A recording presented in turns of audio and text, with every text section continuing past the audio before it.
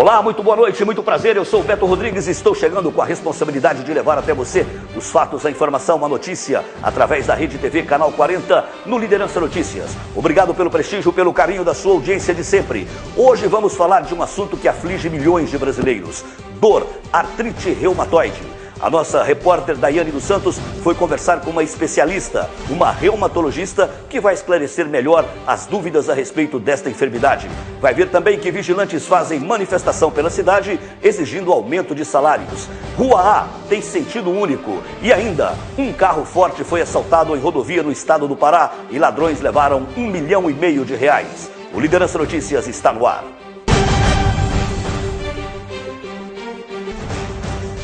Milhares de pessoas em todo o mundo sofrem com doenças reumáticas.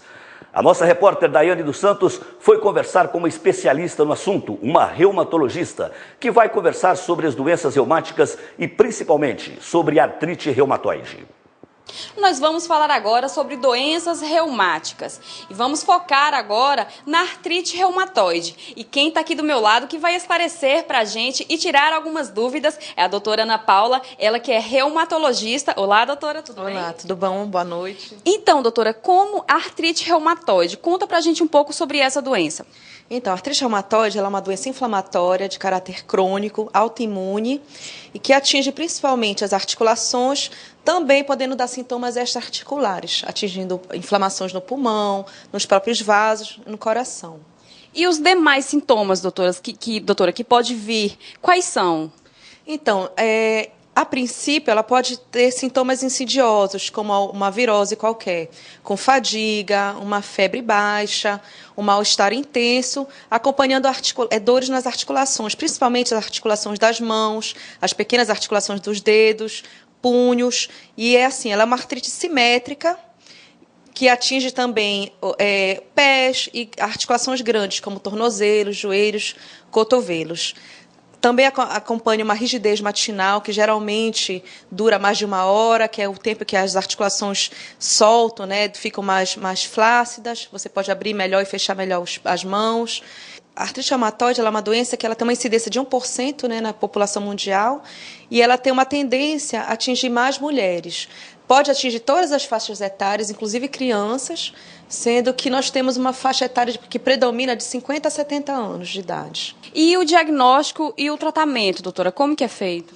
Então, o diagnóstico ele é feito através da história clínica que o paciente já traz, né, basicamente de dor, inchaço nas articulações, como eu estava falando, é uma artrite simétrica, então pega punhos, dedos das mãos, pequenas articulações principalmente, rigidez matinal, então é a história que o paciente conta.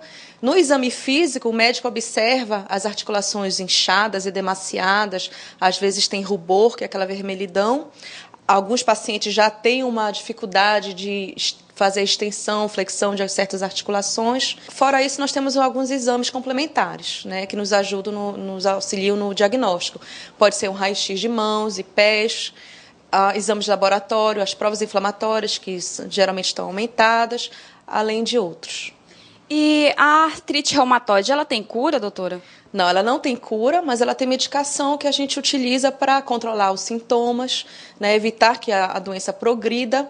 E se o diagnóstico é feito de uma forma precoce, introduzidas as medicações precocemente, você pode, inclusive, atingir uma remissão da doença, que é aquele paciente que fica sem sintomas, sem sinais, durante vários anos, inclusive sem medicação.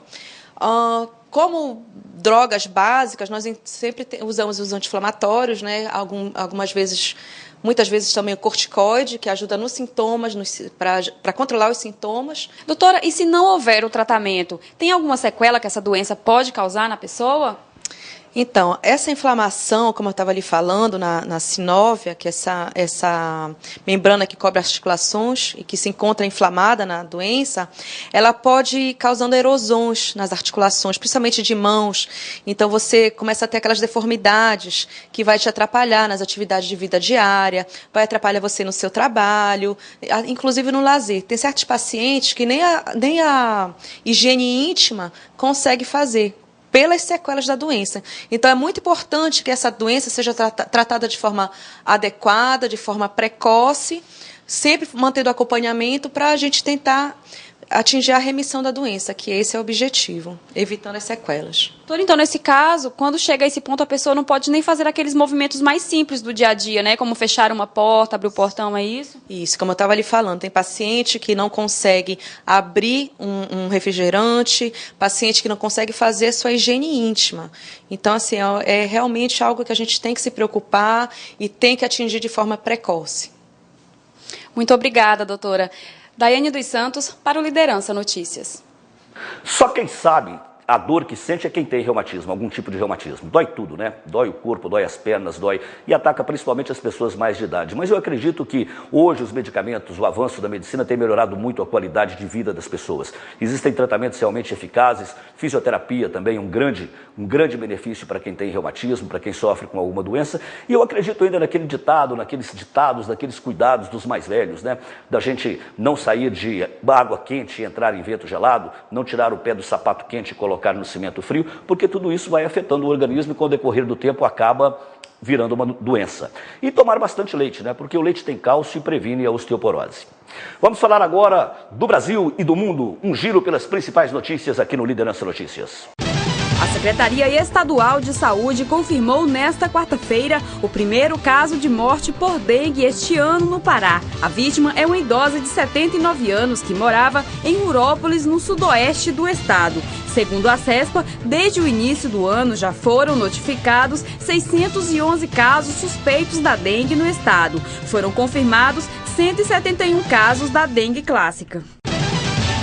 O governo federal usará 1,6 bilhão para a construção, reforma e ampliação de unidades básicas de saúde. O anúncio foi feito hoje pelo ministro da Saúde, Alexandre Padilha, durante o Encontro Nacional de Novos Prefeitos e Prefeitas. A meta é construir 1.253 unidades, ampliar 5.629 e reformar 4.348 em 2013. Os aprovados na primeira chamada do ProUni, Programa Universidade para Todos, têm até esta quinta-feira para realizar as matrículas. No total, foram 1.032.873 candidatos que se inscreveram para disputar 162.329 bolsas de estudo, distribuídas em 1.078 instituições de todo o país. Ao todo, são 12.159 cursos oferecidos pelo programa. O Liderança Notícias vai dar uma pequena pausa e eu volto já já para falar da manifestação que os vigilantes realizaram hoje na cidade, exigindo aumento de salários.